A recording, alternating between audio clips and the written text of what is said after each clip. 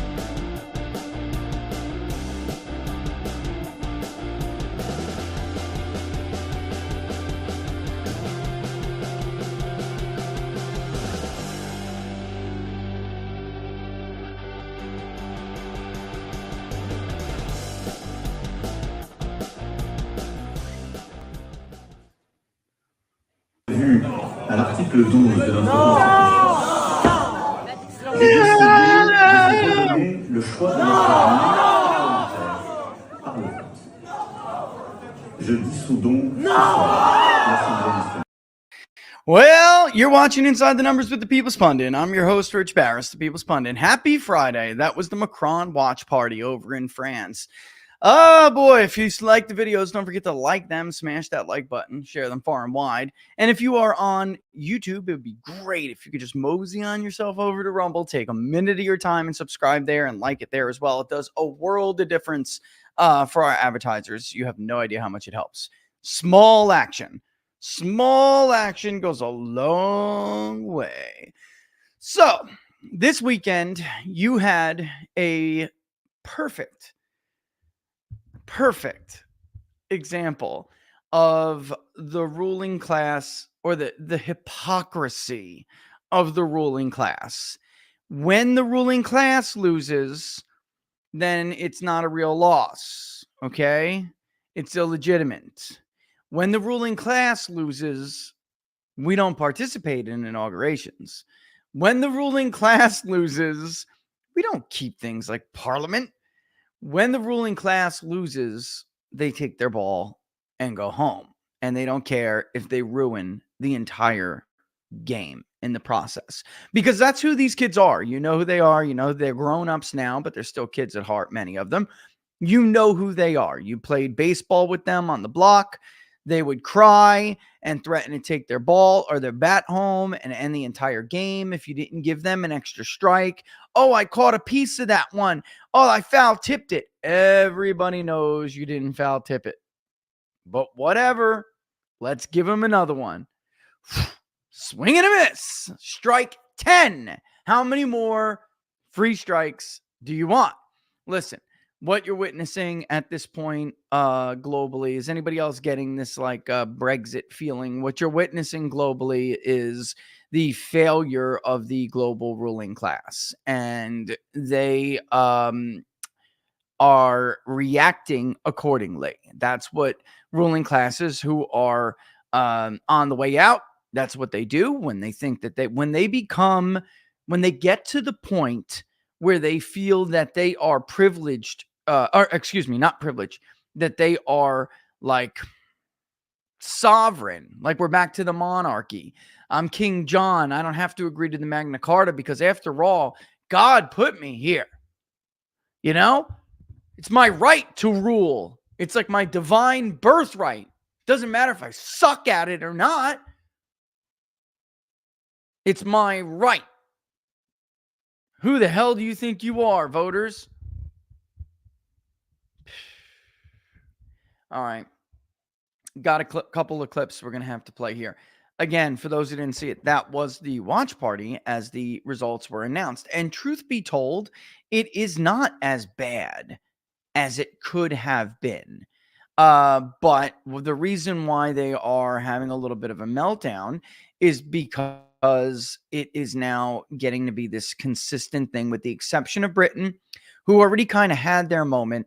But because the Tories, the conservatives did not listen to the voter and did not govern as the voter mandated they govern, then they will be punished for it, much like the Republican Party under George W. Bush was pretty much destroyed as a national political force until Donald Trump came around. Why? Because George Bush did not govern anything like he said he would he promised to govern when he was running back then as very much an America First conservative. They gave him another chance. We're in the middle of a war. Patriotism's hyped. Skepticism towards other people. Bush kept me safe was very high. And fear, of course, was very high. So they wanted to stick with the commander-in-chief. John Kerry was not the best guy to run against George Bush. And they gave him another chance, and he utterly ruined it. You could argue how he handled the Iraq War, the surge. I mean, I guess you could say it was the right call if your goal is to just make progress in an unjust war that you lied about getting into, in which you're going to lose anyway in the long run. But back then, the surge looked like the right decision. And it became very unpopular. And then the economic crisis happened. It is only a matter of time. If you are a ruling class and you don't make good and you don't govern for the majority, like the real majority, and you don't care about how much that hurts people, it is only a matter of time before it spells the end for you, one way or the other. That is how human history works. All right. Then we're going to play. There's a little bit of Sunday show stuff that I wanted to play. They just, because you're seeing it here. You have Brian Stelter, doesn't even work anymore. I got sources in the Biden White House, and I'm exclusively reporting that there's this feeling that you're just stupid. That's what they're saying. You're just stupid. Don't you know the economy's good? Forget about everything I showed you on Friday. Forget about the fact that native-born citizens actually lost 500,000 jobs last month. All net job creation was for foreign-born, and the only native-born people who got anything were the professional class like them, government, healthcare, and those who are just, darn right lucky enough to work 3 jobs to wait on them. And they are doing the same thing that leaders in Europe have done for a long time. But here's the kick. Here's the difference. Europe is more left-wing. And yet they are now running into problems. It is much easier to win an election from the right in the United States of America than it is to win it in Europe. The only built-in structural advantage that an opposition right-wing party has in Europe over the US is that there is a true parliamentary system with many parties, and you can win with a plurality, and you can govern. You got to form a coalition, of course, but you can govern after you win a plurality of the vote. I mean, you could technically, Bill Clinton won a plurality, but you guys know what I mean. We're only really talking about 2 major parties in the US. That's the only structural advantage. The electorate, ideologically, is much more left-wing. Much more left-wing. Talking to my buddy in Scotland the other day, and they just have, even though he is in his country considered a conservative, they still have very left-wing social views and views on other things. So it's just like, that's a conservative in his country. Whereas in our country, I don't know what the hell he would be. I don't know what he falls into. I'm fiscally responsible, but I don't believe in the death penalty. I believe the government is corrupt, yet I also think that people can use government as like a referee and for the force of good. Like, that isn't, I don't know what the hell that is. That's incoherent. That's what it is. But in his country, he's a conservative. Crazy. Crazy. So For the people of Europe now, everywhere from Germany, Spain was a very close call for the ruling class. They had to basically, from what I understand, cheat their way out of that one. Germany, now, if you look at the map in Germany from over the weekend, it is absolutely ugly for the so-called center left. And that's another thing. They're always like center left party, center left party. These are radical left-wing fanatics, center left. They are, by our standards and by the normal ideological spectrum, they are fanatical left-wingers. I don't know what the hell center left means in Britain or in Germany or in France. It means crackpot leftist. The map is ugly for them in Germany. And Macron is a textbook example of a ruling class, stiff upper lip, soy boy, beta having, I don't get my way, I'm just going to throw the whole thing apart. I'm going to play this clip. It's real quick, and then we'll translate it for you, because for those of you who don't speak French. L'idée de vous redonner le choix de notre avenir parlementaire par le vote. Je dissous donc ce soir l'Assemblée nationale. Je signerai dans quelques instants le décret de convocation des élections législatives qui se tiendront le 30 juin pour le premier tour et le 7 juillet pour le second. L'Assemblée nationale, the national parliament. Tonight, I will dissolve the national parliament. So it's like, I don't accept the outcome of this election, which I lost, and my party lost. So I want a new election in the end of June. I believe he said the end of June. I have to go back and listen to it, but it doesn't matter. We have it translated. I'm going to run it again, translate it for you. But he doesn't get that specific in this little clip. But I believe the snap election he's calling for, it may be July. I have to go back and look. I just looked at it just for this, to get ready for this segment, and somehow I missed it. But you're the ruling class. You call Donald Trump illegitimate. I'm not going to the inauguration. I won't recognize the transfer of power. By the way, God, those nasty election deniers, right? There's a difference between somebody who opposes and speaks out against rigged elections, and then there is election denialism. Just patent, bald face, I don't accept these results. That is what the left has been doing, not just in the United States, but all over the world forever. Remember the Sandlot? Forever. They have always done this. Always. And then they accuse other people of not accepting the outcome. And now we've taken it to a whole other level. You're a criminal. They can do it. No problem. If you didn't see a similarity with the Watch Party, did you not draw the parallels between the Clinton Watch Party and Macron's Watch Party? Did you not see the same faces, the same rejection? This isn't disappointment. This is like, oh my God, the world's going to end. And I'm not wrong. I'm actually righteous to just outright deny its reality. Nope. We're going to get another election. No, sir. No. No, those votes don't count. No, sir. No, sir.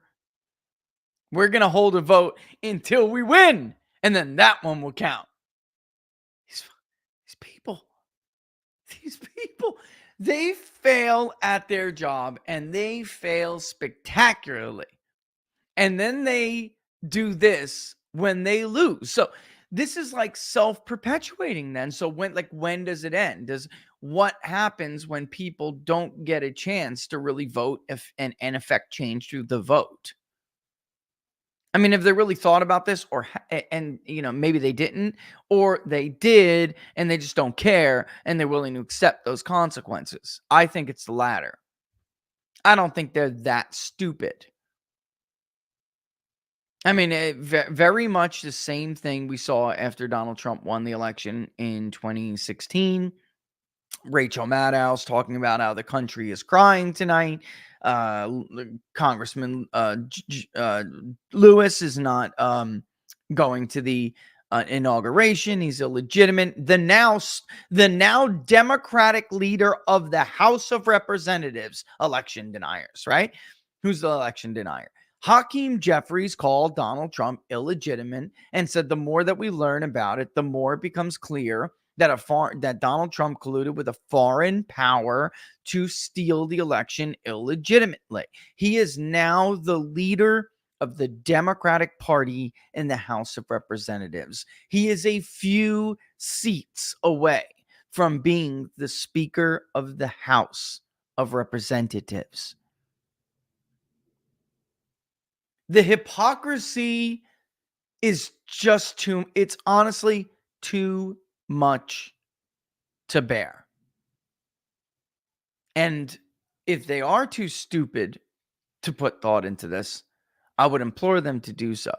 Because when you stop giving people the ability to affect change with a vote, they will find another way to do it, and you may not like it. You may end up like Muammar Gaddafi. You may end up like Benito Mussolini. Guess what? When they have you hanging from your ankles in the public square, you're not going to get a free strike. You understand what I'm saying? It's going to be too late for you to threaten to take your bat home or your ball home and go back to mommy to ruin the game. They're going to take the game from you. And you're going to end up in the nosebleed seats, miserable, having a heart attack. That's where it's going. All right, let's just bear with me. I'm going to translate that clip, but just bear with me for a second. Look at the faces again, please. Look at the faces again, and then remember in your head the Hillary Clinton watch party. Okay? Let's do it one more time. À l'article 12 de notre Constitution, j'ai décidé de vous redonner le choix de notre parlementaire par le vote. Je dissous donc ce soir l'Assemblée nationale. Take a Tums, dude. Take a Tums. You see that, dude? The hell would he do if France needed an able-bodied man to protect her? There's certainly no Charles Martels in those crowds. Who's going to defend France then, huh? Look at that cheese. All right, here's the translated version. L'idée de vous redonner le choix de notre avenir parlementaire par le vote. Je dissous donc ce soir l'Assemblée nationale. Je signerai dans quelques instants le décret de convocation des élections législatives qui se tiendront le 30 juin pour le premier tour et le 7 juillet pour le second. Okay, so that's what I thought. June 30th. I was right about that. It's good to be the ruling class. It's got to be good to be the ruling class. Just so you guys don't know what it looks like here. All right, this is from Bloomberg. All right. Obviously in 2019, we could see what happened here, which was obviously a push in and of itself pre the 2020 presidential election. But Macron has been able to hold on, putting together the other leaders who hate Le Pen. And then when he is forced to run against Le Pen, Marine Le Pen, I'm talking about, in the presidential elections, he works out deals. He cuts deals, quite dirty, frankly, very dirty, in order to get the support of the other party leaders. And he'll, the first one time it was kind of a comfortable win. The other one was much closer. And the poll suggested, like YouGov and Reuters and Ipsos and all the other ones that you'll see doing national polling, it was much closer than they anticipated. Now, here we are, fast forward to 2024, and this is a significant decline from Macron's party and a significant increase from Marine Le Pen. All right, Marine Le Pen, a lot of people on the right, the populist right in the United States, certainly sing her praises. There are, I think plural is fair. There are a few obvious key issues where there is overlap there with the populist right. However, outside of things like immigration and trade, when it comes to domestic policies, especially Keynesian versus other, versus supply side economics, there is a big difference. But that's what's considered right wing in France, even though she is all about big government welfare programs and other stuff like that. She just doesn't want it to go to migrants, and people that she doesn't want a migrant to get a job before a Frenchman gets a job. All right. And what the hell is wrong with that? When did that become xenophobic or racist? That's called good governance. That's called good governance. When you sacrifice the happiness and just even the pursuit of happiness for your own people, when you sacrifice their chance to pursue happiness for the instead, and I would say give it, hand it, freebie it over to somebody who isn't a Frenchman, isn't an Englishman, isn't an American, you are not upholding. I don't even want to say oath. You are derelict in your duty. Your job, and this is something Trump used to say. I should have dug this clip up. This is something Trump used to say all the time. He would give speeches to, and he'd walk right into the UN. I'll never forget the first one. The first time he went to the United Nations, he walked right in there and said, listen, I'm the president of the United States of America. My job is to care and govern for Americans.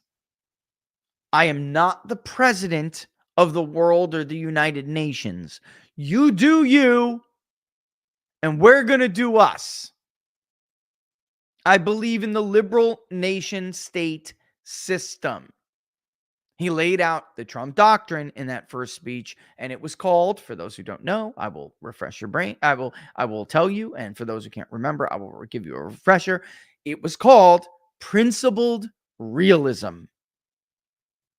In other words, I recognize the international system of anarchy that truly governs the world. Not what we want, what is. And because I am the leader of one nation state, I will put their interests first.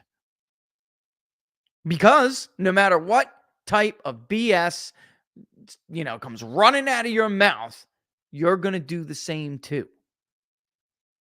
And the political class has just started not even to do you. They're just doing themselves. And they don't really care about the happiness or even the attempt to pursue happiness of the people that they are supposed to govern. So this happens. This happens. All right, let's read an article from CNN and get their little perspective, shall we? I think it's important to get different perspectives. I really do. Always do. Give me 1 second.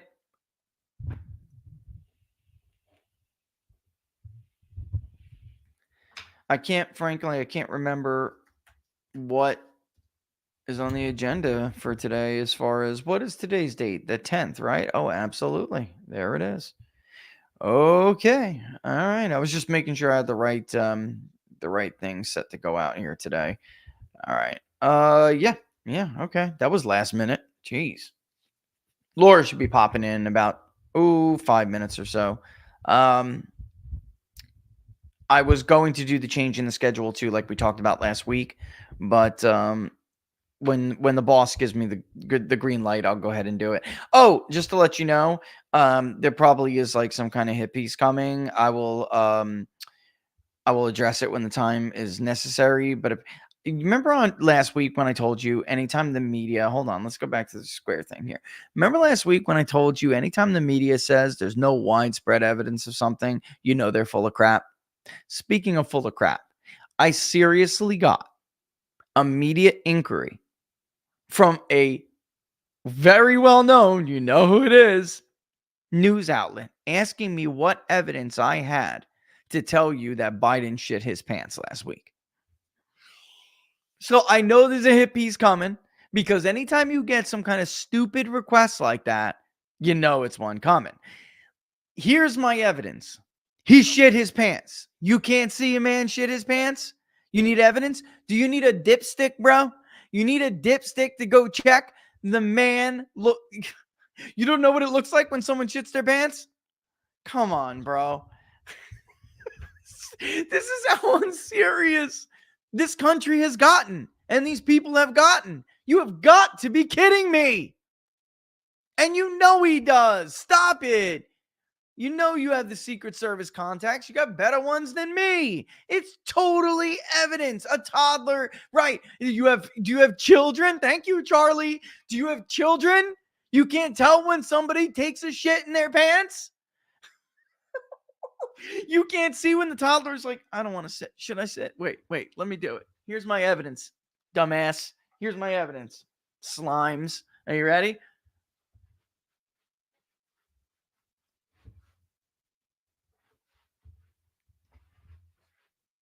When somebody does that before taking a seat and is waddling over there as if they got a little extra cargo in the back.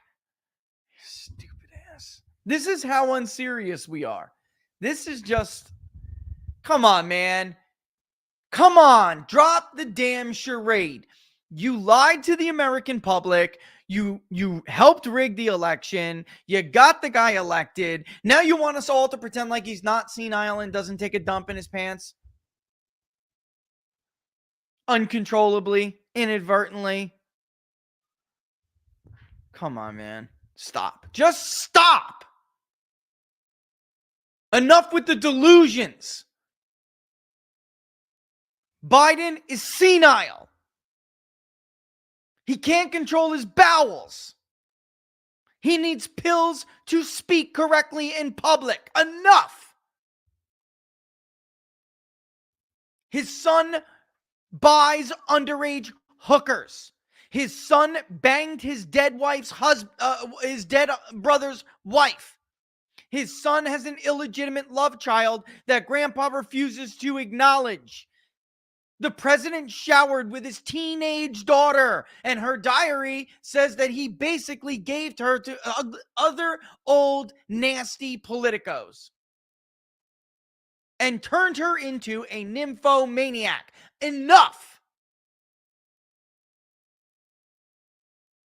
The world is on fire because of your lie. Enough. What kind of evidence do I have? You know what? Before we even read this, here's the evidence that Biden's gone. Out to lunch. Here we go.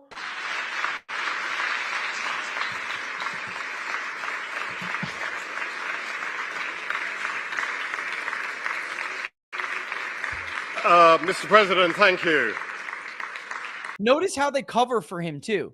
Notice how immediately they jump in and they cover to him. Watch what he says. He's going to praise him right now. Instead of it's like, oh my God, it's so awkward. The guy doesn't know where he's going. He's clearly lost in the sauce. What is he doing with his hands? He can't walk beyond the geriatric shuffle. So let's all of a sudden say something that completely redirects attention from that. Just like you saw during D-Day the other day, last week, he's looking at the wrong flag. The veterans are holding their heart during the national anthem, looking at the correct flag, which would be the American flag. He's turned in the wrong direction. And instead of, allowing him to be embarrassed like that, all the other dignitaries dissed our flag, all the other special guests, all the other, esteemed, guests dissed our country and our flag and turned the wrong way just so Biden didn't look stupid. Enough already. Listen to this cover job. At the end of such a momentous event, the word thank you seems kind of inadequate. But for all the millions whose lives will be saved, come on, bro. For the communities where life will be transformed, thank you. Oh, come on, bro. Come on, bro. Just stop. I don't know about you guys, but I'm just like, it's way up to here. Forget about up to here. I'm overflowing. I can't take it anymore. The cover jobs are too much. And they covered, by the way, for Roosevelt, too. Stuck in the wheelchair. They lied for him. But Roosevelt's brain wasn't gone. Roosevelt's body failed him because of polio. Totally different. They lied to the country about that, too, because they know the country wants to see a strong leader. Our enemies can't know the president is crippled and confined to the wheelchair. We used to understand that kind of stuff was important.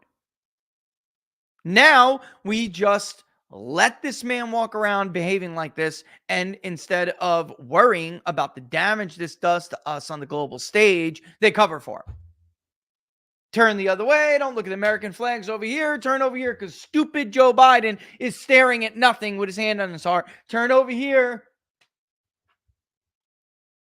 He doesn't know how to get off the stage. Where am I? I forgot where I am. Oh, you know what? Let me just thank you, Mr. President, for all the lives that you're going to save and change. Oh my God, stop. Enough. We look ridiculous. We've been disgraced because he's down in the polls. He persecutes and prosecutes his political opponent, and plural and singular. Dissidents. We have dissidents in this country now. He's imprisoned more people than Vladimir Putin. Go to Amnesty International. Add it up. It's not even close. Europe's center ground is shifting further to the right. Luke McGee, CNN. Supporters, you can see here, of the French far right. This is how they always do this. Macron isn't some nutcase leftist like all the other ones in this damn system on this continent. Anyone who's not left nutcase left, anyone who's not all the way on the nutcase lefty side of the spectrum is far right. And they'll be linked to Nazis and fascists and everything. But, however, the real Nazis and real fascists in Ukraine, well, they're freedom fighters and supporters of democracy everywhere. Supporters of the French far-right Nationalist Party, Nationalist Rally Party in Paris after the polls close for the European Parliament elections on June 9th. Listen, I mean, at some point, if they were smart and they wanted to survive, they would act more like Bill Clinton. Smart guy. Politically, anyway. Smart guy. I'm not going to diss the grievances of these people after I just got crushed in an election. I'm not going to do that. I'm going to pretend to care. It's smarter. I'm not sure it's much more moral. I'm not sure it's really... It is better, though, because for the very least, when you do that, you're going to acknowledge that those grievances are legitimate, and you will then advance policy that seeks to answer their grievances, to fix their grievances. That's what Bill Clinton did. I'm sorry. Bill Clinton was a good president. Sorry for my Republicans out there who absolutely hate Bill Clinton. I would cut off my left you-know-what to have Bill Clinton instead of Joe Biden run this country. Last time we had a balanced budget was under Bill Clinton. What did George Bush give us? He squandered the strongest superpower status known to the history of mankind. That's what he did. Europe's drift to the right has been a long journey, and this is true. That's why I wanted to read this one, because it's not really like they could have lost a lot worse. And it's just like in Spain, where real disappointment to the right. No, I wouldn't say it's not. It's not just like Spain. It's better for the right than what we saw in Spain, because the exit polls looked much, much worse for the so-called center-left party. And then the ballots were counted, and it didn't appear that was the case. Now, there's been a lot of allegations of shenanigans. But I would not throw the baby out with the bathwater. This didn't happen overnight in various parts of Europe. This has been like a slow lurch, and I think that's the correct way to characterize it. All right. So the projected gains for the hard right, here we go again. Far right was not good enough. Now we're going to call it the hard right. In the European parliamentary elections may seem modest in terms of pure numbers, but they are significant. I actually agree with this characterization pretty much on the money. Okay. When you look at the actual numbers, it doesn't look awful. Like, we're not talking about like a 90-10 kind of bust here, or even a 60-40 kind of bust. Well, I mean, when you consider there are more than two parties, maybe, but the numbers could have been a lot greater. The center left has seen a lot bigger numbers and coalitions in the past, in the recent past. But why they're significant is because they were so widespread, and because it's a continuation of that lurch to the right. And the question is, how much longer is it going to continue to lurch? I would make the case, and I think Dr. Steve Turley, if you guys don't watch his videos, he is a brilliant man, number one. Number two, he has been talking about this for a while. He projected that this absolutely was going to happen in the parliamentary elections. There is a populist right-wing uprising, and it appears to be sweeping through the West. Now, what the underlying reasons for that uprising would suggest that it will continue.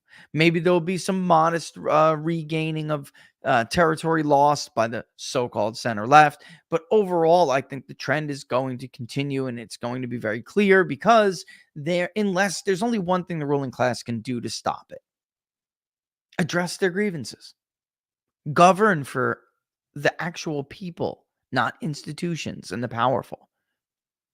But I have no faith that they will do that. You saw how defiant Macron looked. I'm going to dissolve this here parliament, and we're going to have elections at the end of June 30th. Okay. That's a panic move.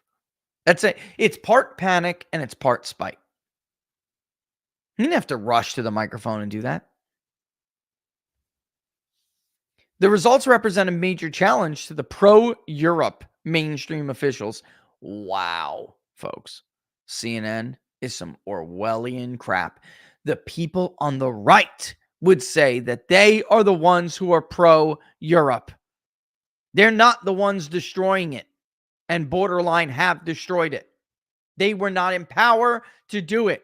It is precisely because they are pro-Europe that they are against these globalist left-wing nutcase policies. You do not change the entire flavor of a nation so you can have votes. That's pro-Europe. By the way, in the case of America, that's pro-America. You're selling out your country for votes. You're literally betraying its identity and its mission for votes. Its history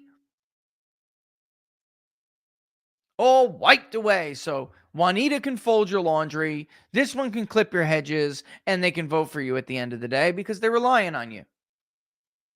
And their kids will grow up to vote for you because you give them things.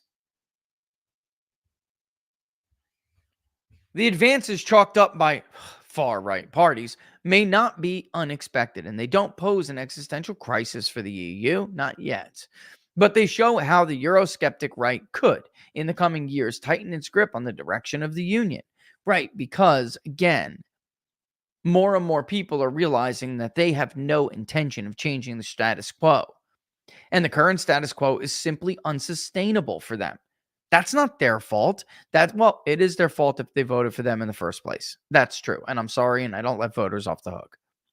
Thomas Jefferson, the government you elect is the government you deserve.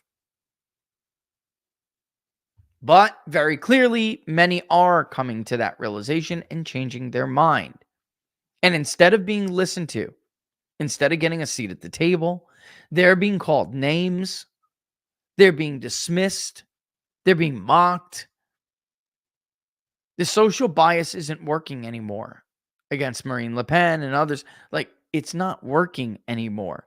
They see the conditions in certain parts of Paris. Remember they lied to us about no-go zones? There's no such thing as a no-go zone. Of course there is. Anyone who's been there knows there are no-go zones. You don't go there. Not as a Frenchman, not as an American. You don't go to that part of the of the city. Over the next 24 hours, the parties of the center, projected to remain the largest bloc in the European Parliament, will likely talk of a, quote, grand coalition, unquote, to counter the rise of the far right. And while the far right, how many times can he say this? I mean, this is intentional. When you see stuff like this is intentional. And while the far right is on course to make large gains, the center parties remain ahead. On paper, those pro-EU parties can claim victory. On numbers alone, the centrist coalition has held. The center-right European People's Party, the center-left Socialists and Democrats, and the liberal Renew Europe. By the way, what the hell does that mean? Is that pro-Europe? Does that sound pro to you? Renew Europe. They talk like they want to bring it back to its glory days. They make a name like that insinuates they want to bring back Europe to their glory days. Let's renew it. But in truth, the left is very good at picking language. And that is not at all what the redo Europe is what they should call themselves. Redo Europe. You clearly have a problem with the Frenchman identity.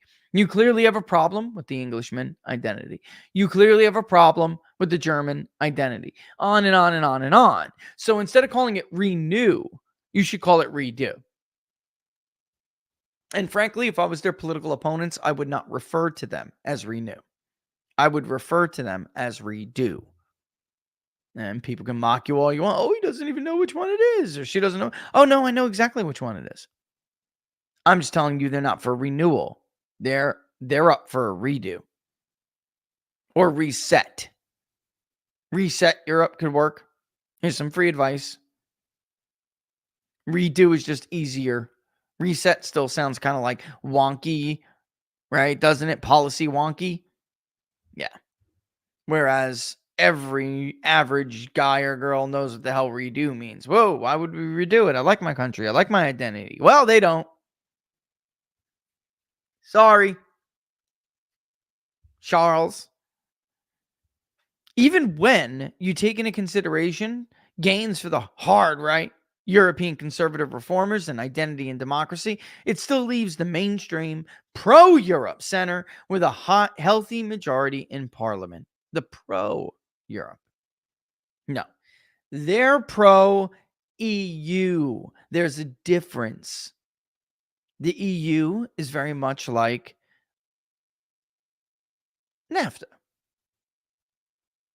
It is essentially a trade alliance, an economic pact. And it may not be in the best interests of the average people who are in those nations that are part of the pact. So that's not pro-Europe. That's pro the pact itself. The established order. Pro-Europe would be the abolition of the EU. It's the bicycle theory anyway, for people who don't know. The EU is textbook bicycle theory. It is unsustainable. Everyone knows it. And the bicycle theory basically holds that you have to continually pedal the bicycle in order to stay afloat, right? What happens when you stop pedaling a bicycle and it starts to slow up, comes to a stop? You fall. The EU is the bicycle theory in the sense that you have to add more member nations because it is not self-perpetuating. It cannot exist alone, intact as it stands right now. What's the obvious downside of that, folks? There's only so many nations, and there's only so many in Europe. All right. The course of European politics, however, is not necessarily set inside the European Parliament, and it's not clear that the centrist bloc would even want to work together. While these centrist groups are all pro-EU, they differ on all manners of policy. For those on the center right, domestic political shifts to the hard right could make working with the hard right increasingly attractive at a European level. My question is this, and think about this. Think about it for a second. Don't answer right away, but throw it in the chat.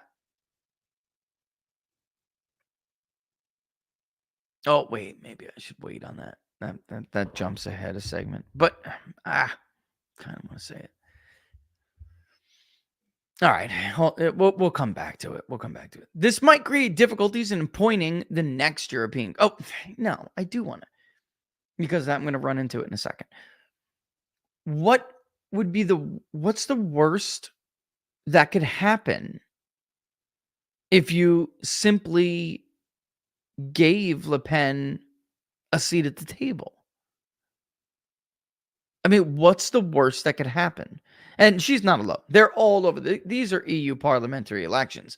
But almost basically every one of these key European powers has a Marine Le Pen. Nigel Farage last week announced that he was going back as the leader of the Independent Party in the United Kingdom. When I met him it's been 2 years.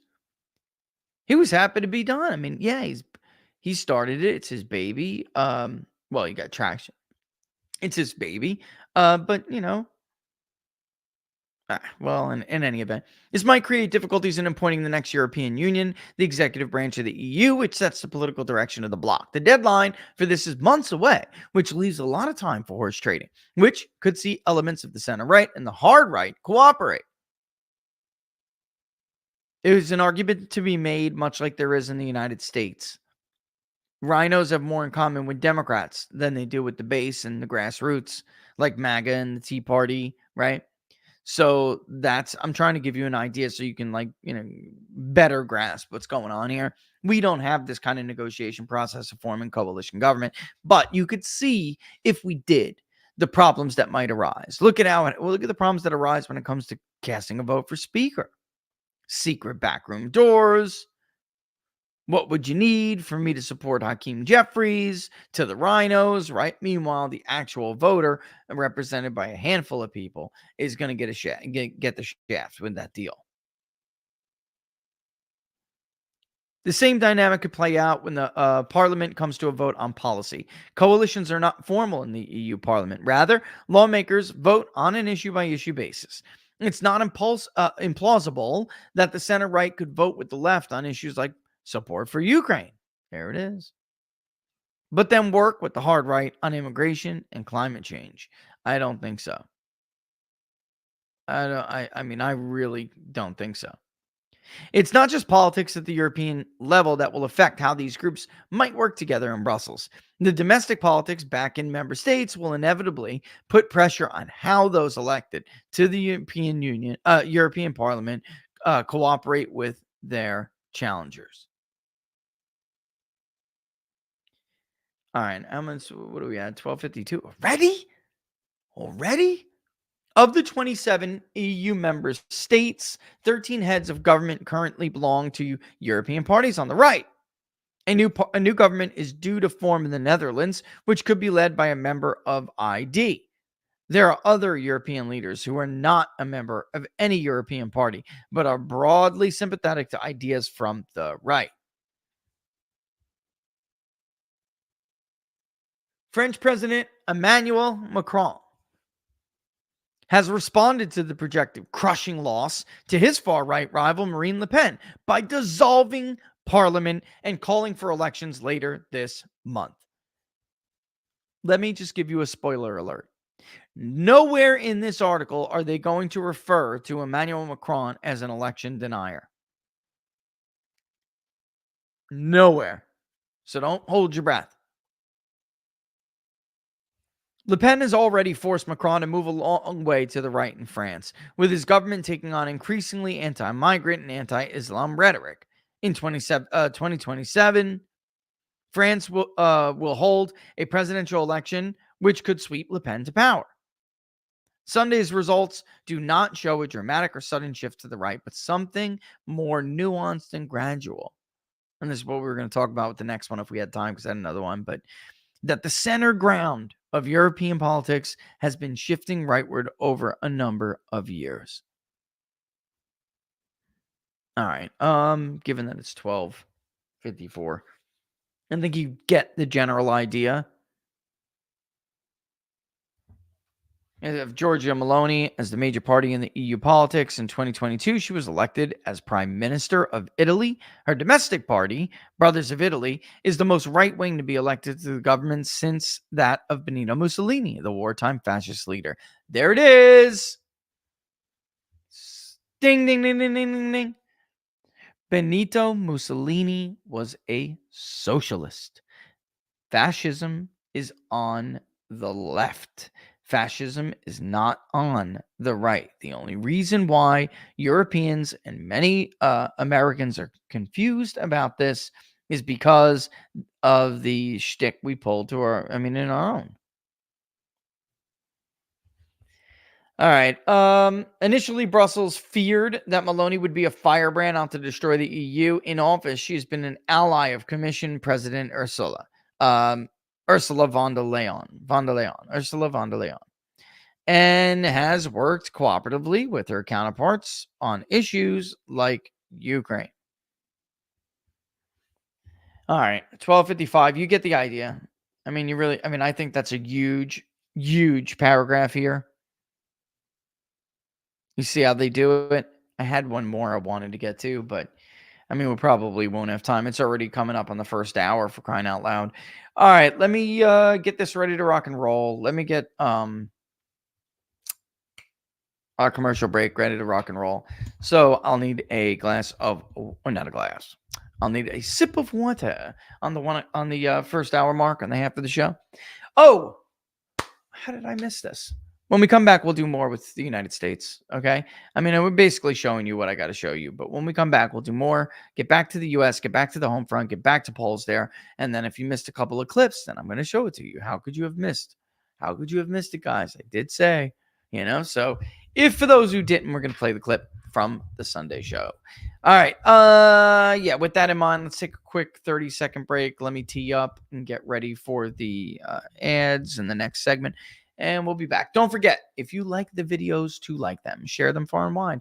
If you're on Rumble, take a minute of your time. And if you're on YouTube, take a minute of your time and mosey on over to Rumble. And, of course, smash that like button. But also, if you're not subscribed there, you should definitely subscribe. It gives us a huge boost, both with algorithms and then, of course, for when advertisers are looking for partners. And since we're very picky with our advertisers, the bigger the better, right? We are very picky. Very. I will not just simply sell a product that doesn't matter that much to me. I don't need it that much. Not that much to lie to people. Oh, but I love these beats. Boy, since I've been taking these beats, I feel so much. But you never had a damn beat in your life, Dana. Hell out of here. Let me see you take those beats. I take Field of Greens. My force is right here. Brickhouse Nutrition. If I don't consume it, if I don't use it, I ain't pitching it. I'd like to see you eat a super beet. I dare you. All right, we'll be back. 30 seconds.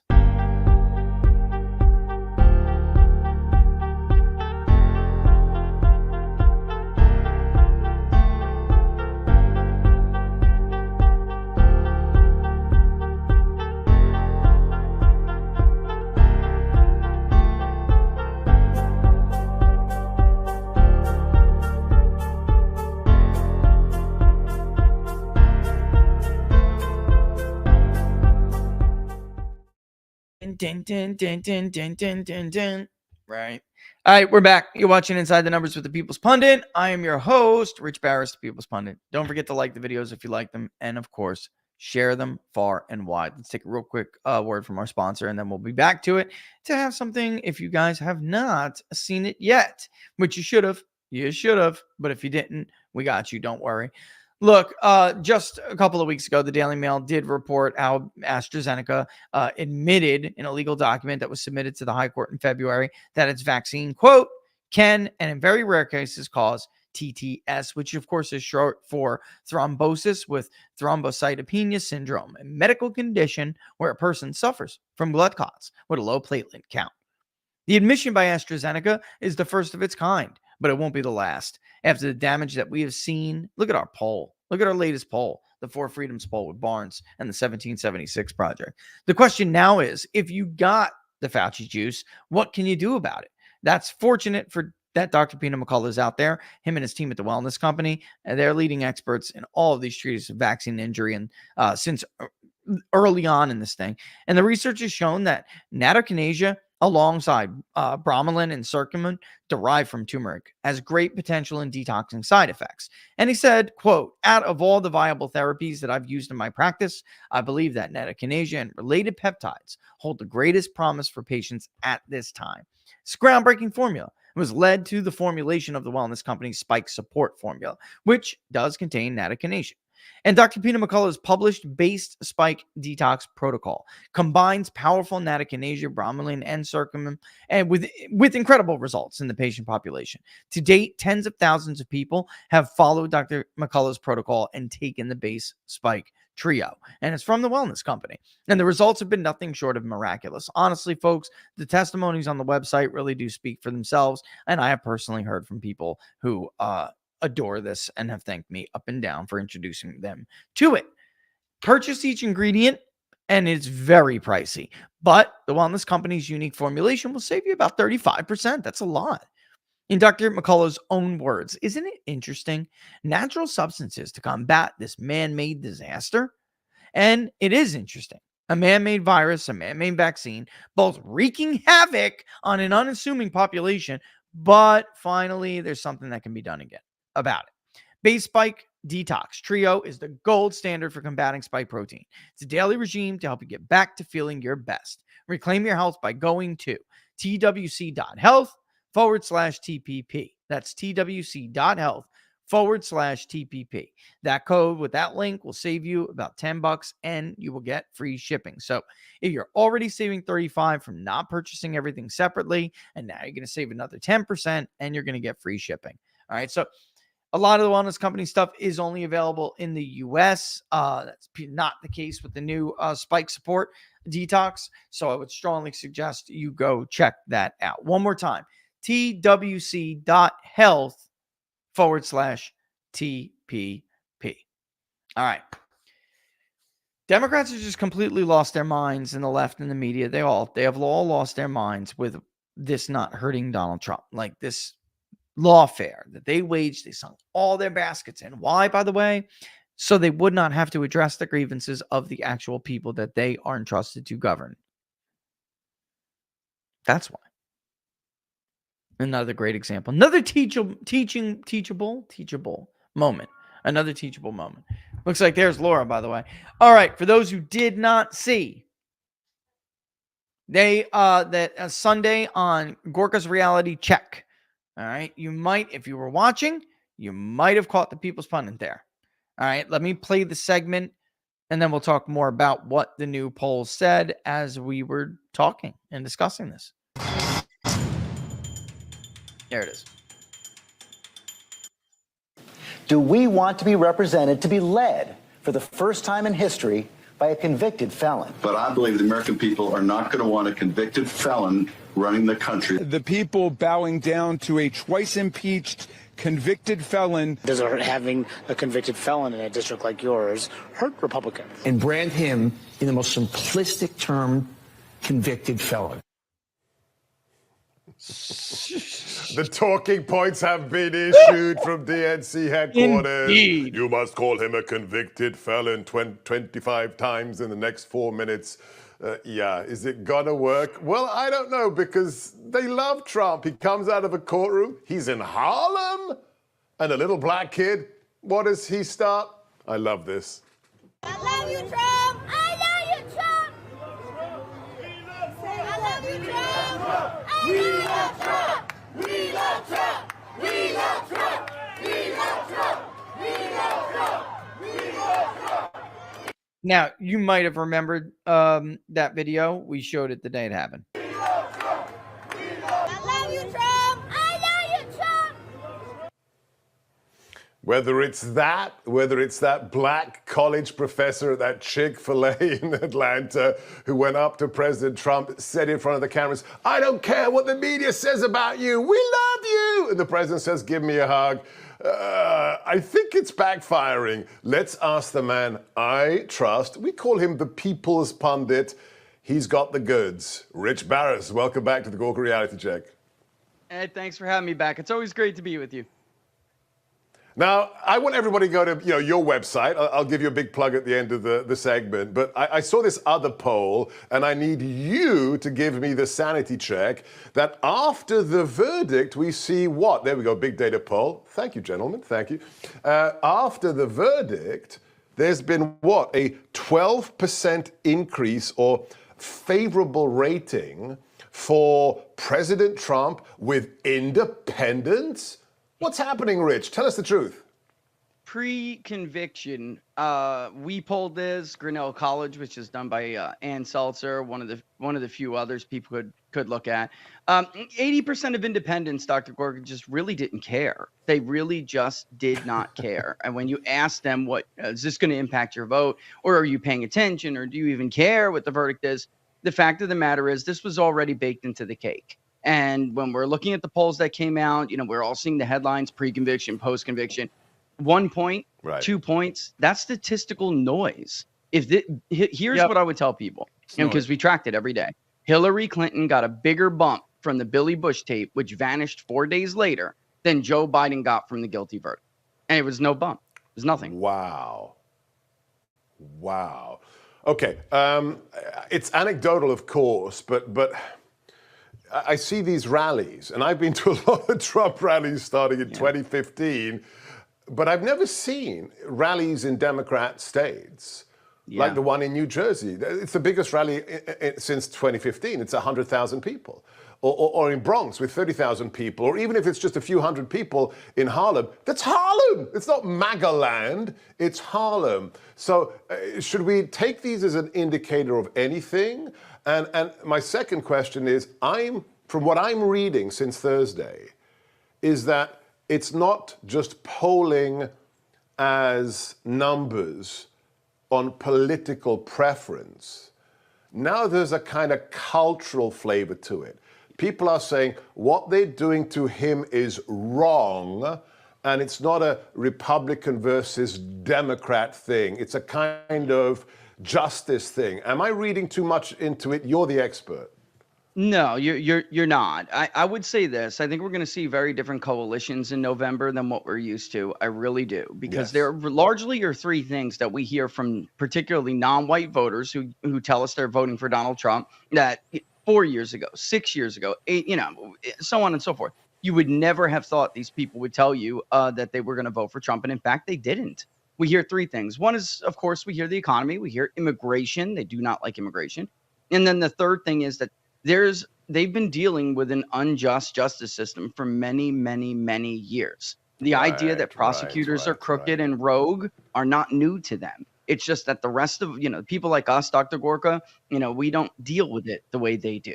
Well, now we are. And as somebody said to me, just last night, being a felon is like, if you're a member of the, your chattering classes and you went to Harvard. But if you're working class and you forgot to, renew your car insurance, or your nephew got arrested with a pocket full of weed, the idea that President Trump's a felon is like, okay, we can relate to him. Is there that lack of understanding? There is. And I remember when I first told people when he was charged that, there will be groups in this country that you just have no friend. You don't have friends in these social circles. You're in Loudoun County, Virginia. Your lunch is $200 every day. You're eating at some cafe. I mean, you know what I'm talking about, right? And they laughed at me because they don't live in this world. Meanwhile, it's like President Trump's a felon, and they're like, welcome to the club, fam. This is the way it goes. And now what we have been dealing with for many years. The prosecutors we're nothing but a feather in their cap.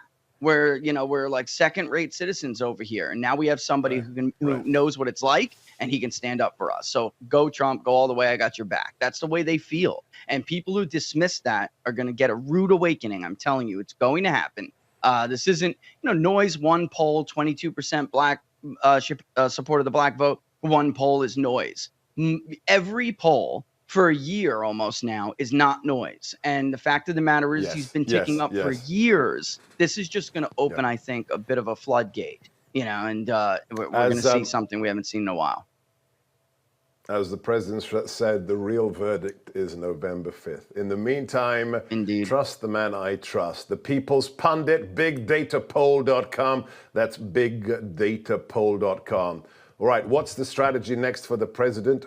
All right, so there you have it. That was the Gorka clip. I was on Gorka Sunday show yesterday talking about this, and I want to get back because we talked about this last week, and I kind of want to get back to this.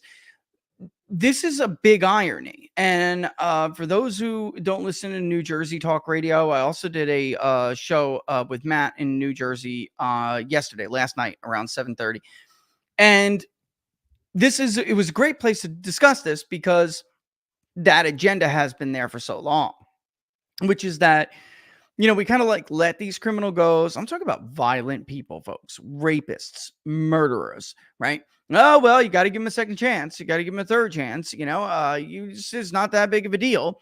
They conditioned people to, it's like that coupled with how they've been treated, their experience with the justice system. They have been dealing with it for a long time, but they conditioned people, even white people who live in wealthier areas, to like kind of not care about that stuff.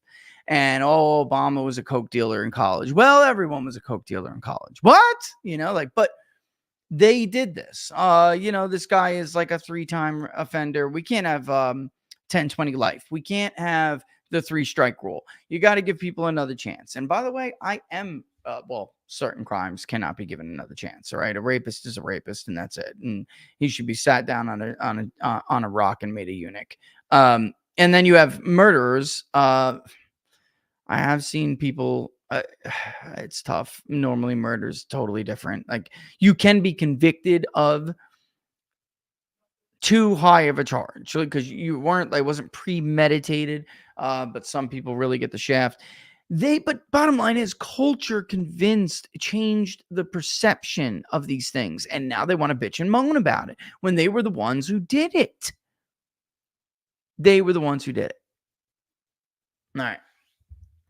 Which brings us to piggybacking off of what we were talking about with Sebastian Gorka. Here is CNN. And I'm telling you, he's been a straight shooter for much, much of this election cycle. We'll see if he continues it. But here's the depth. Even the YouGov poll, which has some, I'm just going to bring it up to you guys right now. That YouGov poll that was released yesterday, I believe it was CBS YouGov, has Trump up over Biden by a point, but Trump is at 50, which is a big deal. There's some really screwy stuff in the inside that poll. All right. Where if it was true, Trump would be ahead by more than 1 point, even in the popular vote. And it's just the math. So if Trump is winning non-college voters, all non-college voters, by more than 30 points, and he's in the high 60s, Biden is in the low 30s. That's doomsday usually for Democrats in the Electoral College when it's just white voters without a college degree. This was all voters. And then you have whites, which are even more. Trump is a little bit higher. And then you have whites who have a college degree. And that group Biden did very well with in 2020. And Trump had slipped a little since his performance against Hillary Clinton. And that's what the big talk was about, right? In states like Florida, it saved Trump because there were so many non-white votes that voted for him for the first time. And that made a big, big difference, right? When you can lose some whites in Duval County who have an education. If you're going to pick up some 250,000 more votes in South Florida, you can do that. That's the trade here. That's going to be the conversation for the election. Now, that being said, this YouGov poll was only Biden +2 among whites, all whites, including women who have a college degree. If whites with a college degree is Biden 50, Trump 48, that would be a landslide, unless there's something really screwy that happens, coupled on top of him getting 18% of the black vote in that poll, right? And then it seems to me that they packed Democrats into the independent sample, and the electorate is just more R. Now, that can happen. We talk about this all the time, and that's why we have a variable from a question, derived from a question that we always ask. If you are an independent or you're third party and you indicate that during the interview, you are then asked which party do you affiliate more closely associate with. Would you say your views are more in line with the Republican Party, the Democratic Party, rotated at random, by the way, big shots out there, or do you have basically equally in common with both, or do you share little in common with either? And that gives us an idea of exactly who is in our independent sample. And it is the case that sometimes we get a party packed effect, meaning they're not really independents. These are Democrats, these are Republicans, and they are calling themselves independents, and the pollster is taking the word for it, and that's it. So that has happened to us before as well, and then usually things all iron out, but I don't know. This is just not one thing that looks like it needs to iron out. There's a lot of screwy stuff in that YouGov poll, and that's one of them, right? So you have the education thing, and then, of course, you have the independent issue, which is like Biden's ahead by 2 with independents, but independents are a lot less Republican than they were in the last poll in the prior month. What does that tell me? They just they cannibalized the Republican-leaning independent vote. That's what they did, all right? All right. Piggybacking off all of this, here's Harry Enton on CNN talking about what we're talking about here, what kind of a shift. And he's being modest because he's using a smaller sample he's using a collection of polls. I don't know which ones exactly he put into his little analysis, what time the cutoff was, but he's discussing that overall, even if we were to take the aggregate, and it's not as bad as like some polls are showing when it comes to Hispanics in particular, for instance, if that's the case, maybe it's not, that terrible. It doesn't look as bad as you think, but when you get into it, even with Harry being generous with his average margin among Hispanics, he was very generous, and yet it's still a massive shift. Here, listen to this. And look at this change in the vote. All right, this is the polls at this point among Hispanic voters nationally. At this point in 2020, Joe Biden had a very clear advantage, right? 59%, 32%. That's a 27-point lead. However, Trump actually did better than that. He did. So, imagine the possibility that we are understating Trump again. You're telling me there's no chance at all for a response bias after what we've seen this year? Come on. Now, it's true. There can actually be a response bias that favors Biden. That's true. It's just that typically that would not be the case given, this isn't just simply a response bias is my point. But let's keep going. This tremendous shift. Oh, my goodness gracious. Now to 2024. Biden's dropped by 8 points, 51%. Trump is up 12 points to 44%. And you have what was a 27-point margin has been shrunk to 7. That margin has been shrunk by 20 points now versus this point 4 years ago. So it's no wonder that Donald Trump thinks he can play for the Hispanic vote. And it's no wonder that Joe Biden thinks he has to defend against Trump's advantage. Yeah, I just want to say that margin is roughly what we get when we lean voters. Okay. So initially, when we ask Hispanics who you're going to vote for, may look like Biden's doing a little bit better. And then when we lean them, not better, he's still doing awful and he has sunk since 2020. But then when we lean them, it's like single digits. Maybe it's 52-45. So he had it up there as an aggregate 7-point lead among Hispanics for Joe Biden. That is what is now ballpark in all our polling, his best, kind of performance. Because there have been other times when we did get the same result as like the New York Times and others, where Trump actually may edge out ahead of Biden when people decide. Now, I'm skeptical of that. But I'm not skeptical of Trump matching or exceeding George W. Bush's share of the Hispanic vote from 2004, which everyone constantly says, Bush won 44%. No, he didn't. He won 40%. And the exit polls were incorrect that year. So it was much more modest, but still not, he did well among us. I think Donald Trump actually has the potential to beat George W. Bush's support among Hispanic voters. I really do. I think we're at that point. All right. So there it is. Now, when we look we got through a lot today, and that's good. That's really good.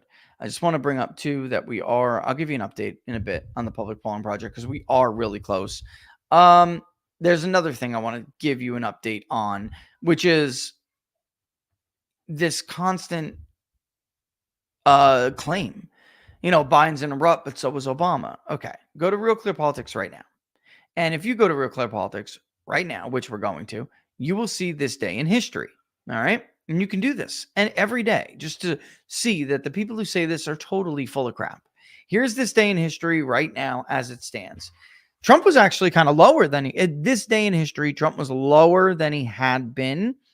So this is like worst case for Trump. And by the way, Trump, quotes in the air, lost, even though the polling was really bad. So you can assume that Trump at 42.1% this day in history was bogus, and Trump was probably much more like 45%.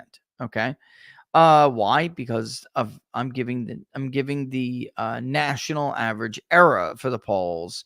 If you take it across every state nationally. Anyway, you can see it right here. Biden just under 40, 39.8. Trump 42.1, even though, again, I just want to point out that since they did understate his vote share by about 3 points in general, then you're looking at least the potential. We have to acknowledge at least the potential that Trump's approval rating was actually higher back then. But in any event, still higher than Joe Biden. And then Barack Obama's sitting at 48.2, and Bush, who also won, like Obama, won their reelection, he is sitting at 47.0. And that was considered a pretty crappy result. A pretty crappy result. A president will do a little bit better than his approval rating, usually. He'll outperform it by a little bit. That would not get Joe Biden where he needs to be. But again, the comparison with Obama is just flat bogus. It is not true. All right. I just wanted to show you that before we move on, because I said on Friday, and I want to repeat it again here. When do you expect these polls to change? What event causes you to think, what event is coming that would cause you to think, okay, now that's the event and that's the point at which Trump falls? I don't know. I just don't know. But did they see one? Do they know about one? Because they're just digging their heels in. And if you don't support Biden, it's because you're stupid. All right.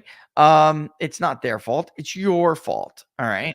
And I want to play a clip by Face the Nation here from Sunday, and you're going to hear it. Chris Coons, of course, is the deputy or the campaign manager. I think he's deputy campaign manager for Joe Biden. So, or chair, excuse me. He's a co-chair. We turn now to Delaware Democratic Senator Chris Coons. He is the national co-chairman of President Biden's re-election campaign, and he joins us this morning from his state. Senator, let's pick up on the border since we just left that there. This new order the president just implemented this past week authorizes immigration officials to deport large numbers of migrants without processing their asylum claims.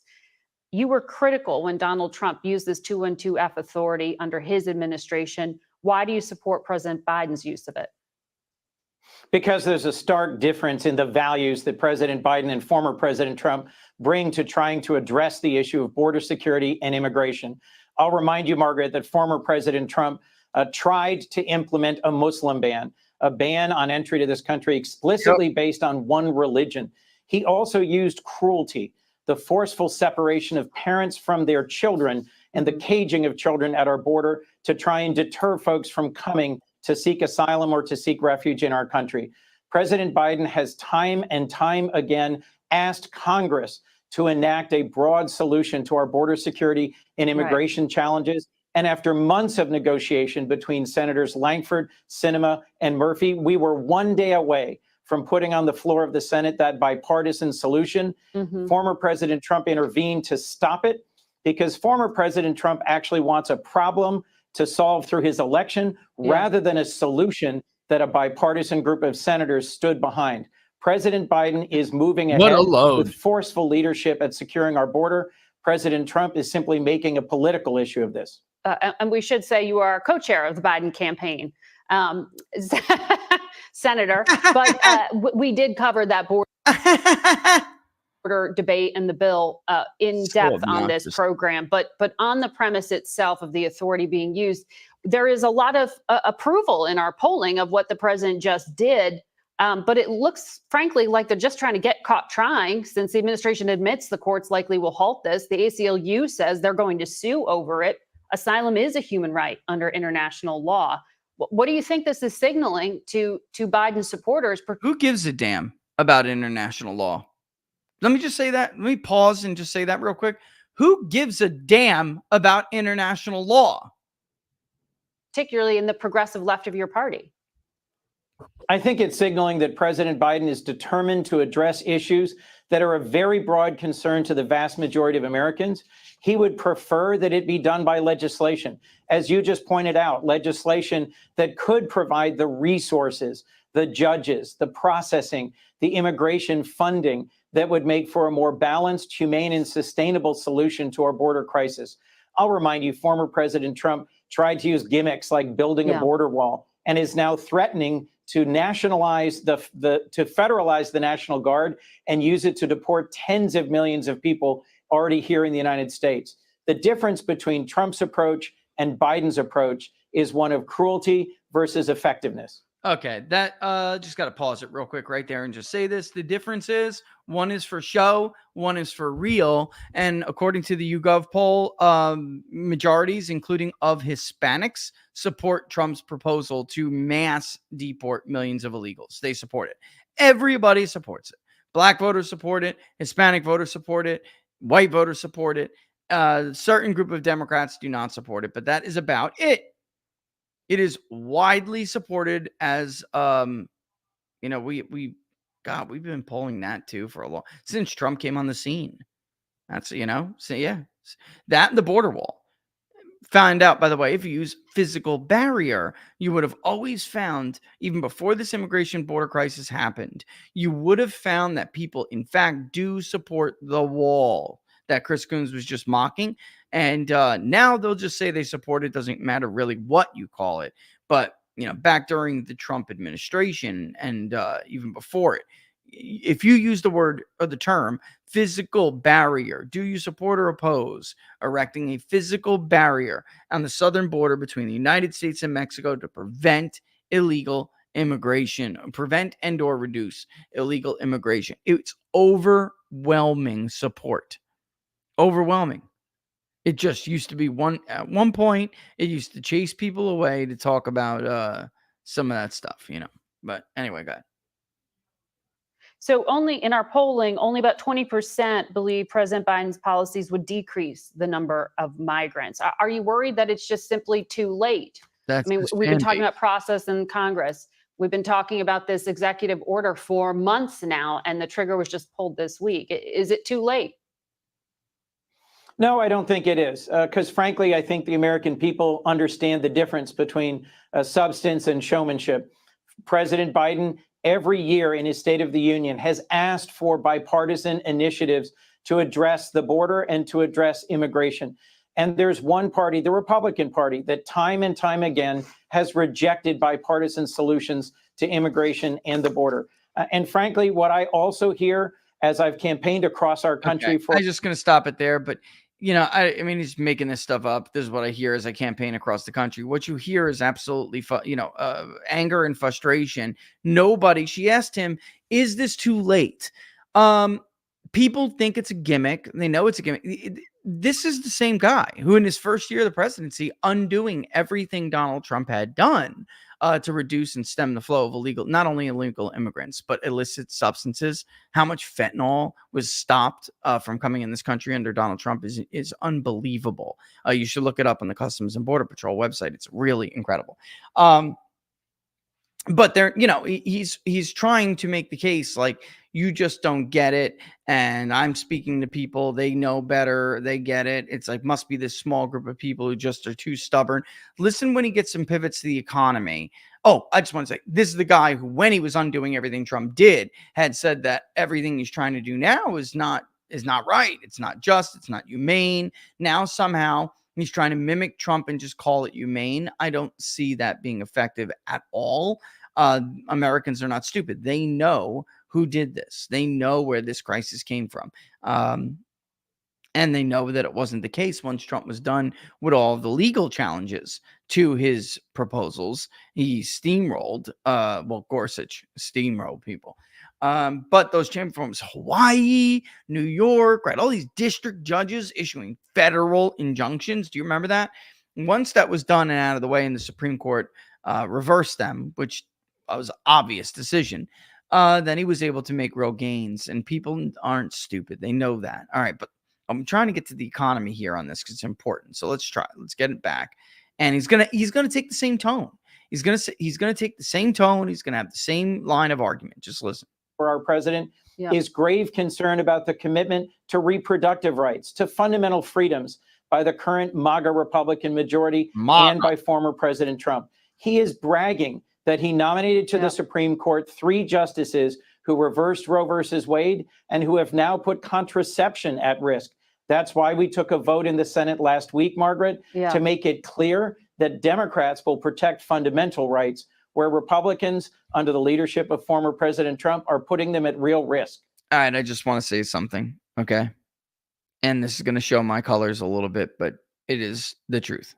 There is no fundamental right to end a life.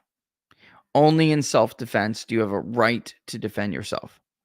Because you don't want your breast to sag before you're 30, because you had plans and a baby is not included in them, because you were not careful and you're using abortion as like plan B because you were too lazy to get plan B within a certain amount of time.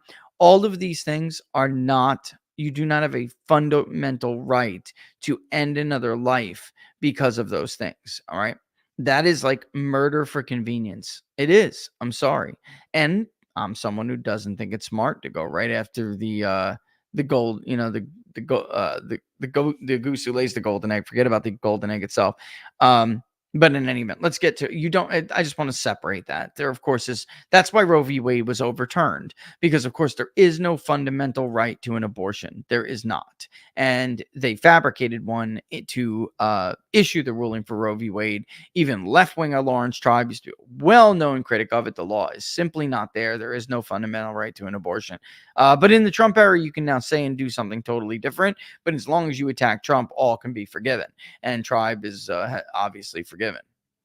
I want to ask you about the Middle East. You described Prime Minister Netanyahu's last address to a joint session of Congress in 2015 as a political rally against then President Obama. We're in this election year. There has been tension between our two leaders. Do you expect the Prime Minister to have an election rally against President Biden? Boy, I sure hope not. But Prime Minister Netanyahu has a long record of being very partisan and very divisive.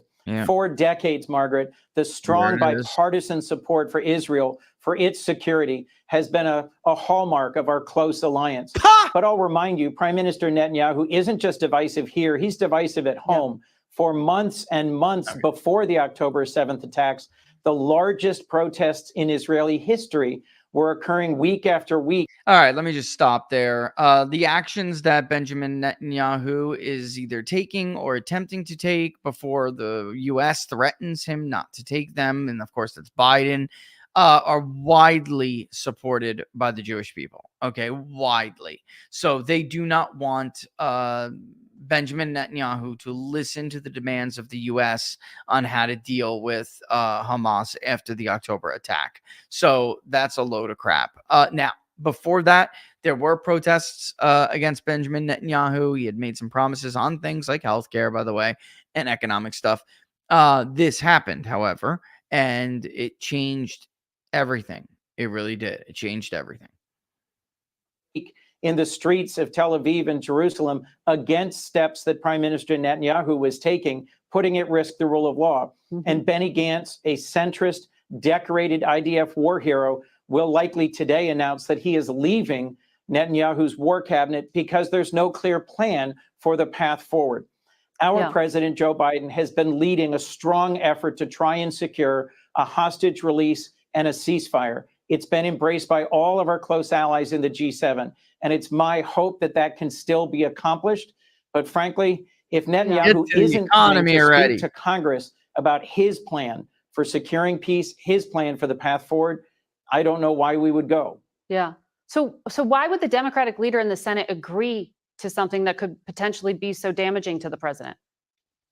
Well, Senator Schumer has publicly said that it was with some reluctance, some concern about how Prime Minister Netanyahu has this past practice of using an address to Congress to be divisive. He has a chance to help rebuild and secure bipartisan support for Israel. He has a chance to present a positive path. Hold on 1 second. I'm over here waiting. I have a clip about the economy where he basically says that you're just too dumb to understand that the economy is doing better than you're acknowledging it is doing, which is, of course, the wrong tack. I mean, if they're going to go down that road, and I'm just telling you exactly what it is, that's the clip I'm looking for. If they're going to go down that road, then this is going to, then what is going to change? When exactly are the polls going to correct for Joe Biden here? I just don't get it. I don't understand where this thinking is coming from. And yes, it is true. We have seen some pretty big swings between early summer and the fall in presidential elections. But the one I keep hearing is so remotely, so different than this example. There's nothing comparable about it. Michael Dukakis had no name ID whatsoever. He was governor of Massachusetts. Nobody knew who he was, and he was a replacement for Gary Hart, who was the front runner before he got caught with his pants down. Literally, almost literally.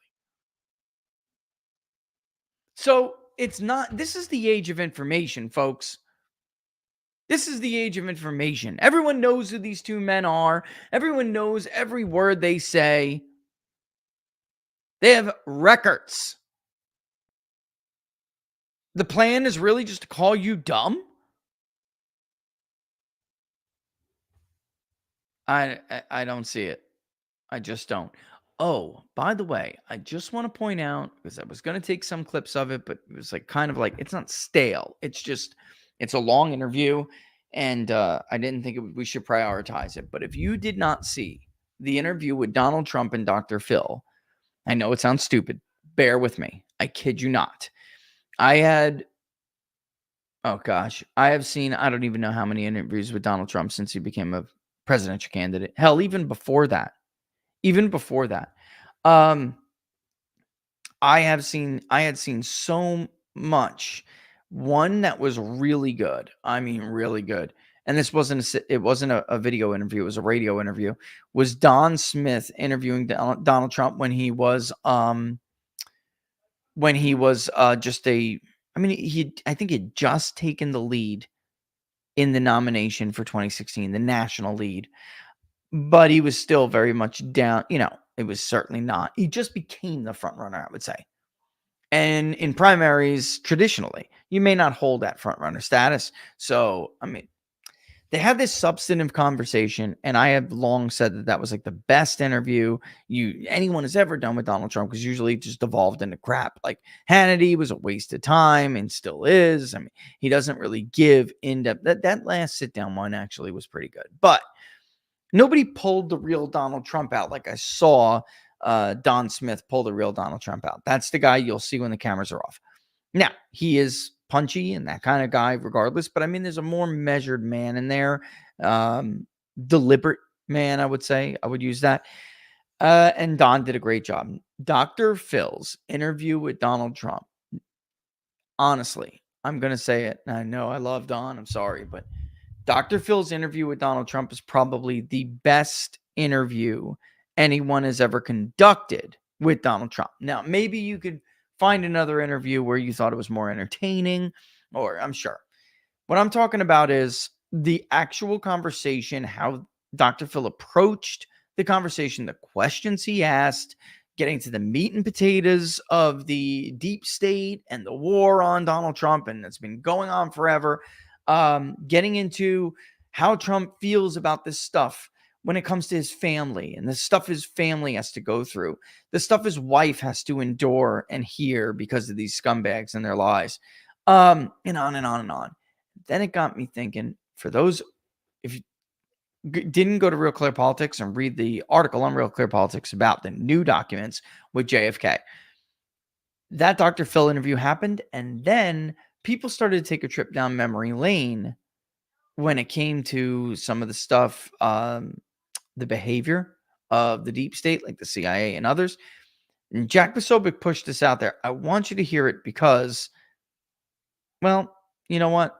I'll address it when we come back from it. And I think that it needs to be. Do I think swing voters are going to vote on this issue?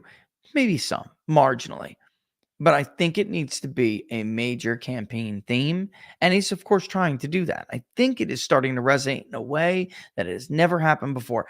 Let's do a little flashback here. This is an interview with Richard Milhous Nixon talking about the CIA. Listen.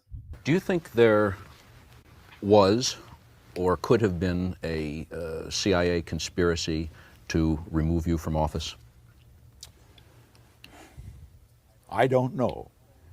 I know many people think so.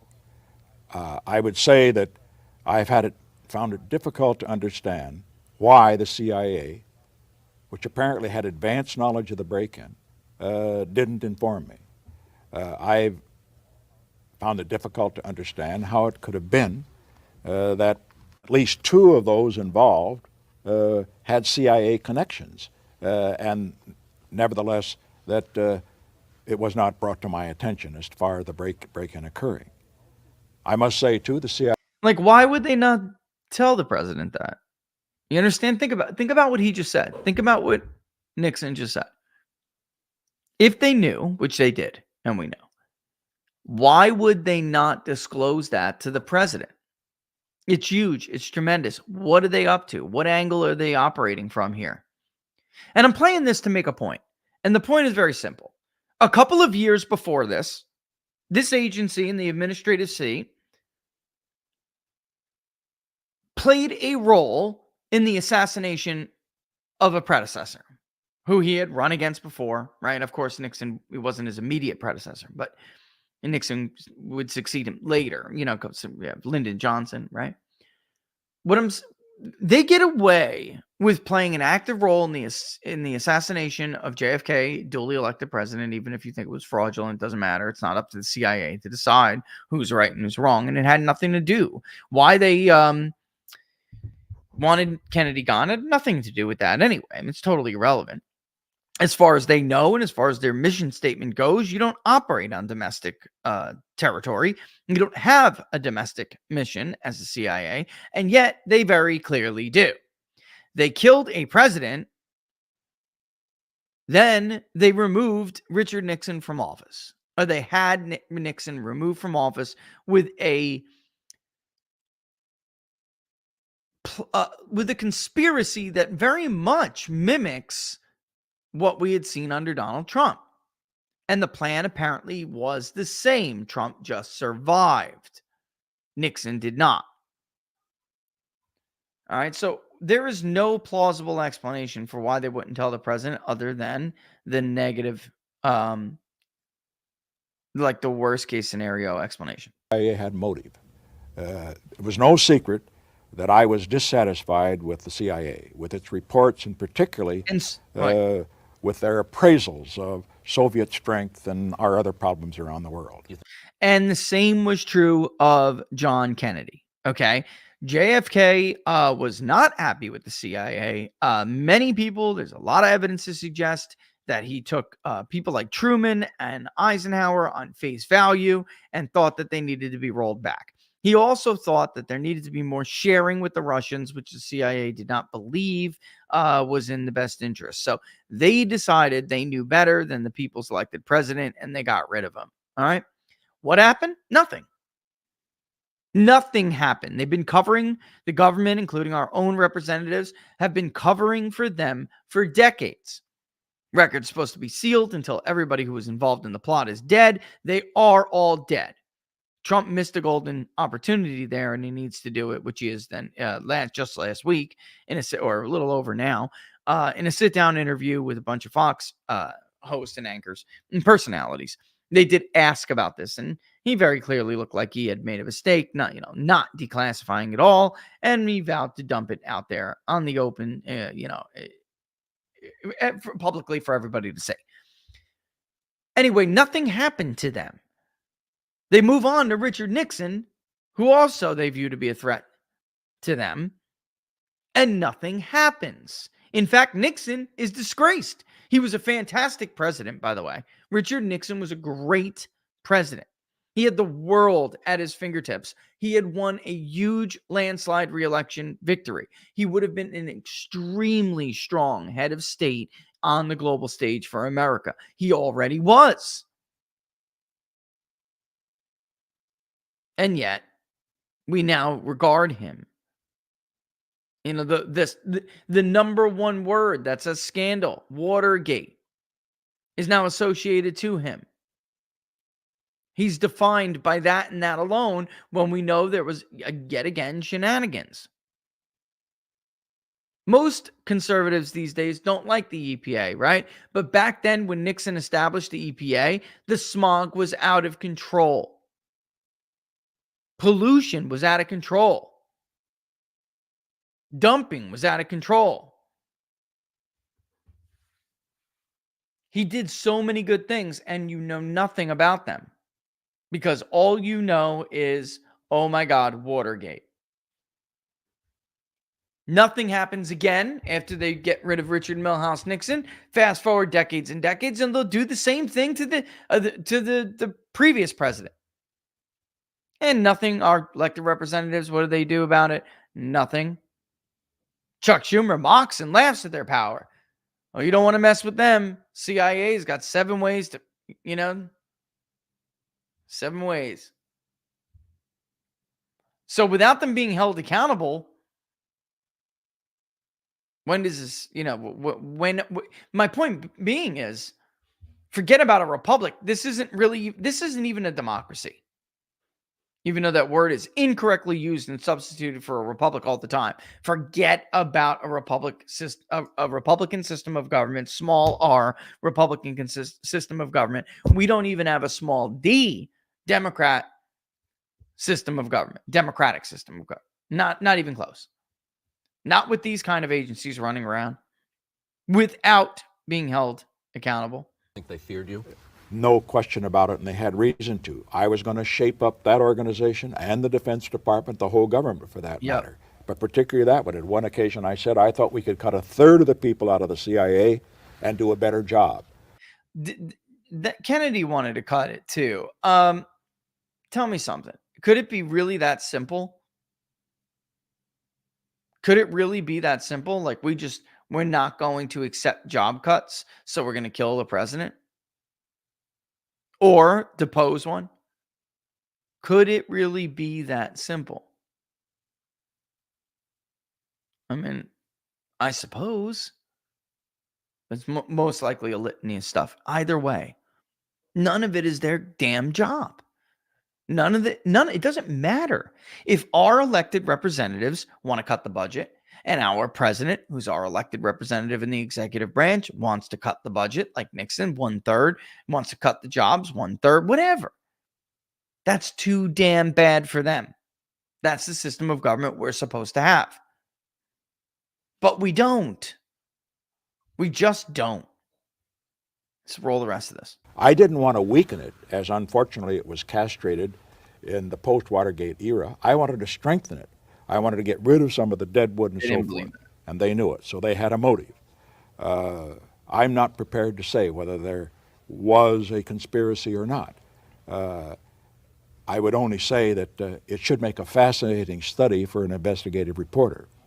He won't win any prizes by writing anything that would not be anti-Nixon. But on the other hand, it would perhaps be historically interesting.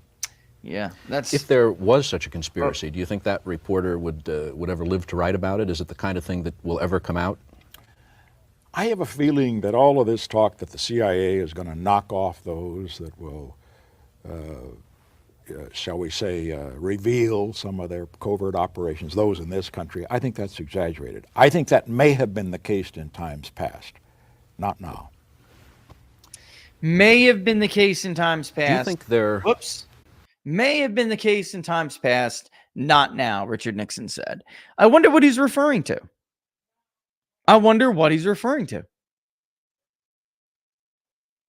Maybe his former opponent getting his brains blown out by a bullet that can go multiple directions. Pretty sick shit, right? Like the Matrix. You didn't know that? Oswald's the Matrix. He's like Neo. He can twist the bullet. What's that movie with Angelina Jolie? They can twist the bullet. What's the name of it? It's one word. I don't know. But you guys know what I'm talking about. All right, let's get to some of these here. Here's some more net for the curse word jar. Yeah. I see, Matt, I see you and raise you a penny. Swear away. Rich, the curse word jar is filling up. Don't hold back.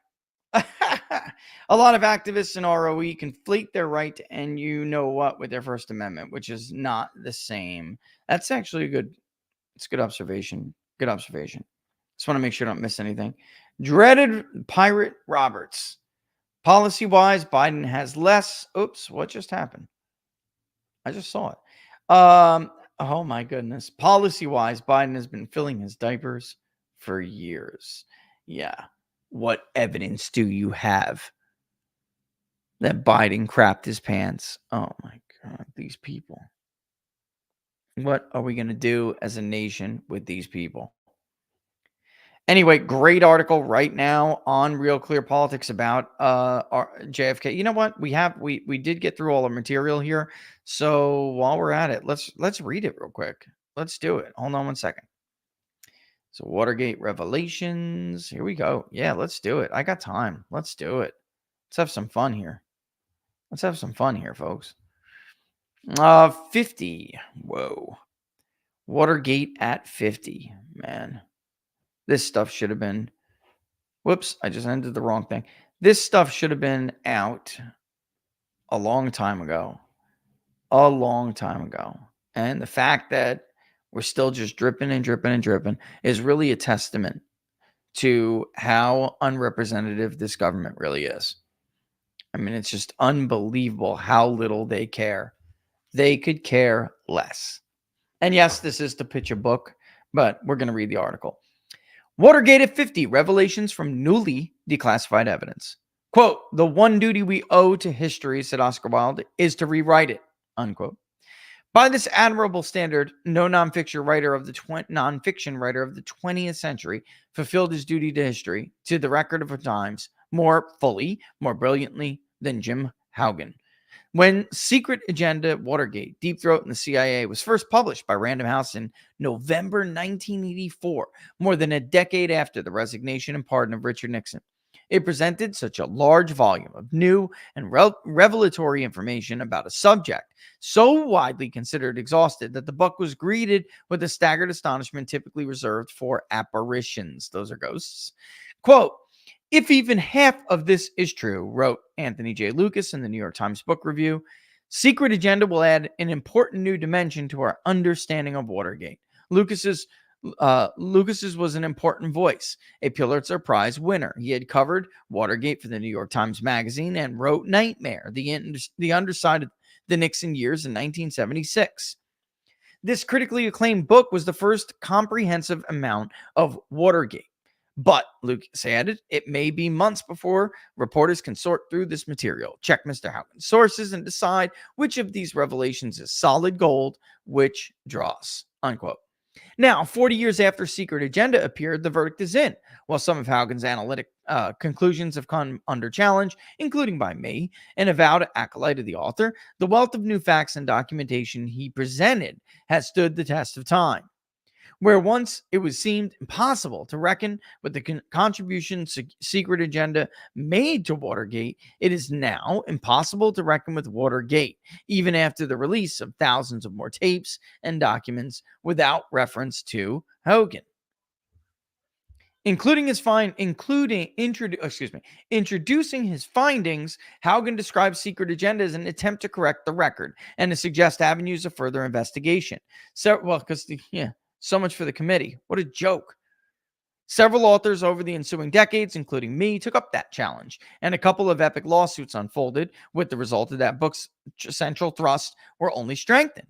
Reckoning with secret agenda is hardly an academic matter. If Haugen and the Watergate revisionists are correct, then the scandal that toppled Richard Nixon from power was about much more than a third-rate burglary attempt, and the wiretapping of the opposition party, or even a series of covert crimes ordered by a paranoid president. Speaking, I mean, think about it. Watergate is blown up, man, and that word, it's like the worst scandal ever.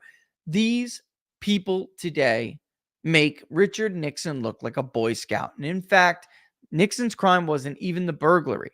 It was the cover-up of the burglary. Okay, he could have been free from, I don't know. Maybe not. They were out to get him. So maybe nothing would have changed. But I think that would have been the better, politically advantageous response. Other than just to let what happened to him happen. Where are we? We're at secret agenda and its progeny force us instead to conceive of Watergate as a Cold War era power struggle between a duly elected president and the national security state.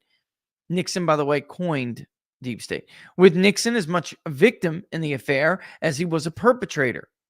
In a time when legions of Americans believe the existence of a, quote, deep state, unquote, getting the history of Watergate right takes on new urgency. You would think they would be caring about that. They don't. Unmasking the Conspirators, Haugen's opening chapter of Hunt and McCord marked the first in-depth examination of E. Howard Hunt and James McCord and their pre-Watergate histories. Haugen advanced the unheard of idea that the two men had known each other long after, before G. Gordon Liddy, the ostensible ringleader of the Watergate operation, introduced them in April of 1972. To support his claim, he cited previously unpublished interviews by the FBI and himself with two credible witnesses. The first was Marion Frobisher, and a retired intelligence officer who told federal investigators she had rented a Chevy Chase apartment to the married McCord and identified Hunt as one of his visitors 2 or 3 years before Watergate. And McCord had outfitted the apartment with bugging equipment. Wow. Wow. Wow. I don't even know what to say. Anyway, it's 156. No, you really should go through this all. The second was Enrique Ruiz Williams, a Cuban geologist and Bay of Pigs veteran. In 1963, Ruiz Williams had helped the Kennedy administration resettle and retrain anti-Castro soldiers captured during the aborted invasion and deported to the United States. And Haugen wrote, according to Ruiz Williams, Hunt and McCord were his handlers during the time and worked as a contract CIA agent with the Second Naval Guerrilla Operation, a Kennedy-era program targeting the Castro regime. Hunt was Ruiz Williams' liaison to CIA headquarters, while McCord performed the same function with respect to the Bay of Pigs veterans at Fort Jackson. Relaxin' Jackson. Quote, I was confused, the Cuban recalls, because both of them said to call them Don Eduardo, both Hunt and McCord, unquote. There were, Ruiz Williams told his interviewers, quote, dozens of meetings and countless telephone discussions, unquote, between himself and the two CIA men. Anyway, nothing would shock me anymore about the official record of Watergate and what may or may not be true. Nothing would shock me just from the few things that I personally have heard that is just outrageous. And it makes you kind of sad because you're like, obviously, this has been going on for a while. Potentially, before Trump, they just didn't have the power. They didn't have the power. All right. Locals and YouTube, you're getting it right now. Because we are out of time. So I'm going to send this to you. Oops, that's the banner. Wrong one. Sorry, YouTube. Here it comes. I strongly suggest you read the rest of this. And if you do get the book, fine. I'm not here to poach his book. I'm just saying, like, there's some significant revelations in here. You have heard others make similar claims, but never really taken seriously. And a lot of this backs them up at this point, which is, to me, just absolutely insane. Just insane. All right. All right, before we go, listen, I just want to bring up again one more time. We didn't get a chance to do it today, so I'm going to do it now. With everything that is going on in the world, folks, it is no wonder that people are trying to find a better place to put their money. And maybe you just want to diversify your portfolio, but telling you about Freedom Gold USA, if you're one of those, you should definitely check them out. All right. If you yeah, I'm sorry. I'll be give me 2 seconds. Give me 2 seconds. What I like about Freedom Gold USA is that they really are all about helping you make smart investment choices in precious metals. No hard sell. They want you to get the most information so you can feel comfortable making those decisions. They guarantee competitive pricing on some of the best quality and purity gold and silver that you'll find. You know you're getting a solid deal. You don't have to worry about extra fees. You get free shipping and insurance on all orders. Plus, you might even get some free silver on qualifying purchases, but they will give you a $500 credit towards opening a gold or silver IRA. Man, that's a nice bonus. Here's the best part. Dealing with Freedom Gold USA is simple and it is hassle-free. No pushy sales tactics. Again, they're just about helping you meet your financial goals. So if you want to learn more, I would recommend giving Freedom Gold USA a call. The number's on the screen, 888-279-3592. 888-279-3592. Tell them the People's Pundit sent you, or if you want, you could go to the website that they got just for us to let them know you are one of my viewers. That's freedomgoldusa.com/rich. freedomgoldusa.com/rich. Go there, find out about the special offers, see what kind of deals you may qualify for. One more time with the number, 888-279-3592. All right. I will see you on Wednesday. Don't forget to share the public polling project far and wide. At this rate, we will be in the field by this weekend if we could keep up this pace. All right. So I'm hoping we can do it. Contribute what you can if you can, but definitely too, don't forget to share it's a crowdfunding project. And with any crowdfunding project, the larger the contribution base, the less of a burden it is on everybody. It's obviously more chance of being successful. And we're getting very, very close to this election. It will be here before you know it. Labor Day, all of it. I mean, it'll race right up on us, guys.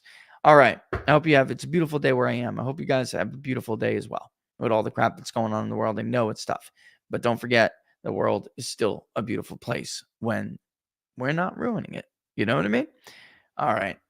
Locals, best place to follow us right there. peoplespundit.locals.com, peoplespundit.locals.com. The public polling project link is in the description, but you will see it if you go there. And if you sign up on Locals, don't forget about the book club on Sundays. All right. Right now we are reading The Emerging Populist Majority after going over the Emerging Republican Majority and the Emerging Democratic Majority. Great new edition, new book. And we're going to have the authors on after to discuss it. So it's very cool. So sign up, become a supporter on Locals, peoplespundit.locals.com, peoplespundit.locals.com. All right, guys, have a beautiful day. Thanks so much for joining. As always, nothing but love for you from Laura and I both. And I will see you on Wednesday. Deuces.